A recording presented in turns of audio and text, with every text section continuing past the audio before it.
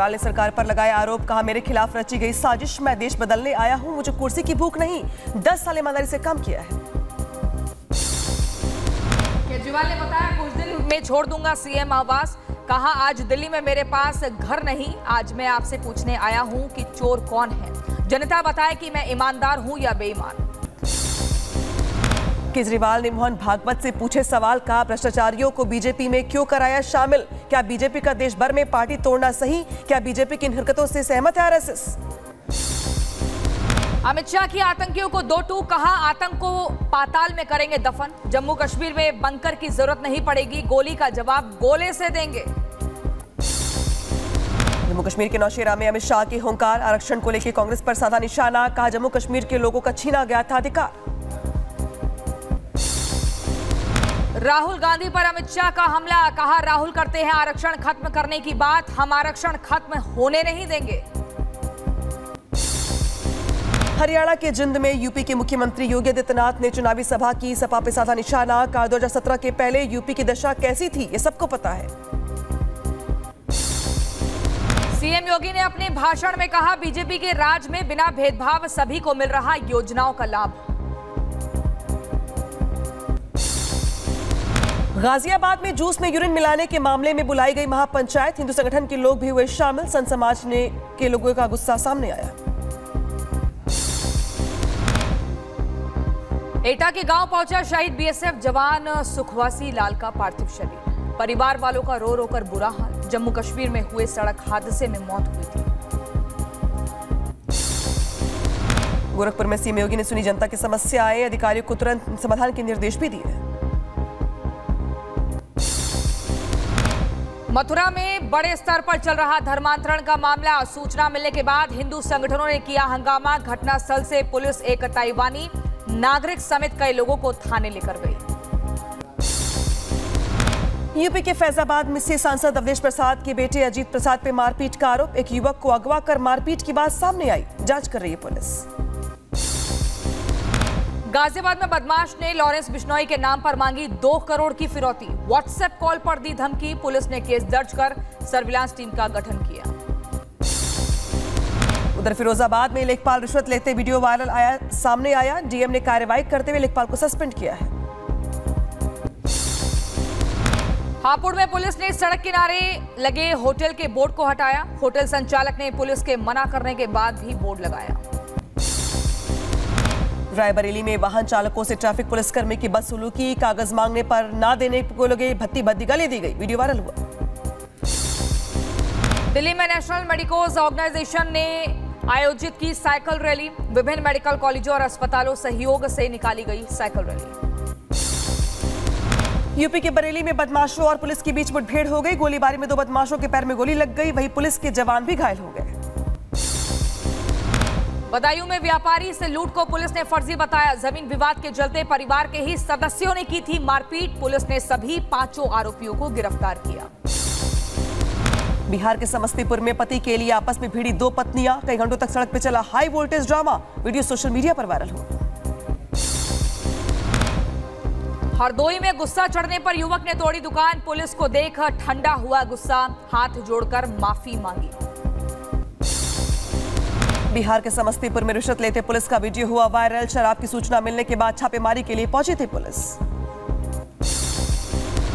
सहारनपुर में 2 पक्षों के बीच मारपीट, मामले को शांत कराने पहुंची पुलिस पर भी हमला, दरोगा और 2 सिपाही हुए घायल, कांस्टेबल की हालत गंभीर। उन्नाव में एंटी करप्शन की टीम की बड़ी कार्रवाई, इंस्पेक्टर को 50,000 रुपए की रिश्वत लेते गिरफ्तार किया गया, इंस्पेक्टर को किया गया सस्पेंड।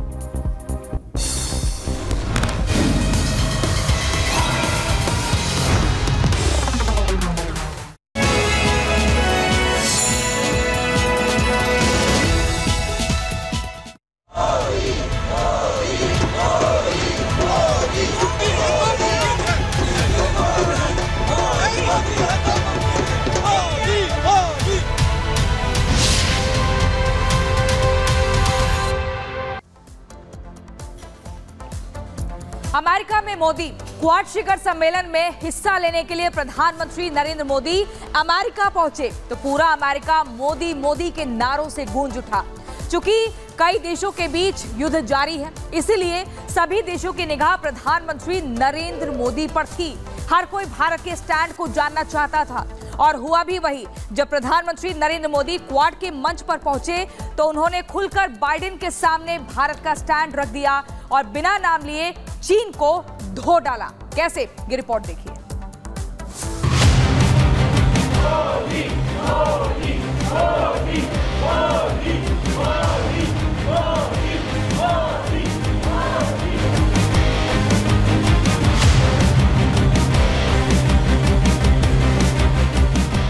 प्रधानमंत्री नरेंद्र मोदी अपने 3 दिवसीय अमेरिका दौरे पर हैं। जैसे ही प्रधानमंत्री नरेंद्र मोदी का विमान अमेरिका में लैंड हुआ, पूरे अमेरिका में मोदी का डंका बजने लगा।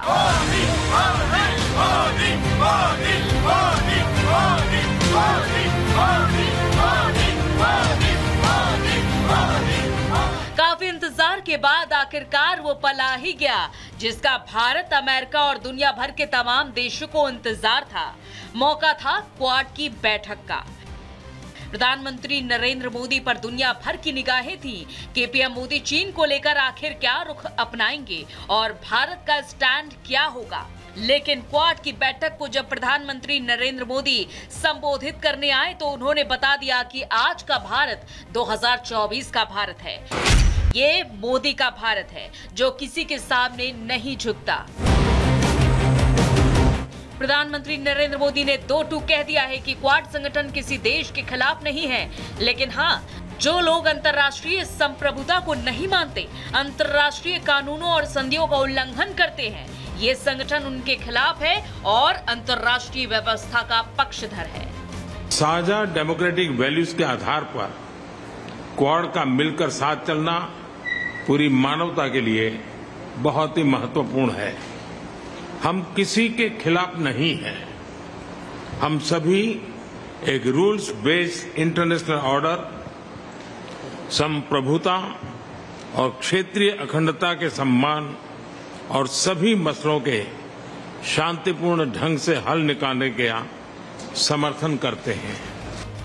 क्योंकि प्रधानमंत्री नरेंद्र मोदी क्वाड के मंच से विस्तारवादी चीन को जमकर खरी खोटी सुनाने लगे, इसीलिए बाइडेन ने भी कह दिया कि चुनौतियां आएंगी और जाएंगी, दुनिया बदलेगी, लेकिन क्वाड चलता रहेगा और हमें मालूम है कि आगे हमें कैसे काम करना है। बता दें कि क्वाड 2007 में बनाया गया एक सुरक्षा सहयोग संगठन है जिसका मकसद हिंद और प्रशांत महासागर में शांति और सहयोग को बढ़ावा देना है और चीन की विस्तारवादी नीतियों को रोकना है। इस संगठन में भारत, अमेरिका, जापान और ऑस्ट्रेलिया जैसे शक्तिशाली देश शामिल हैं। इस साल की क्वाड समिट पहले भारत में होनी थी, लेकिन अमेरिका की रिक्वेस्ट पर इसे होस्ट करने का मौका बाइडेन को दिया गया।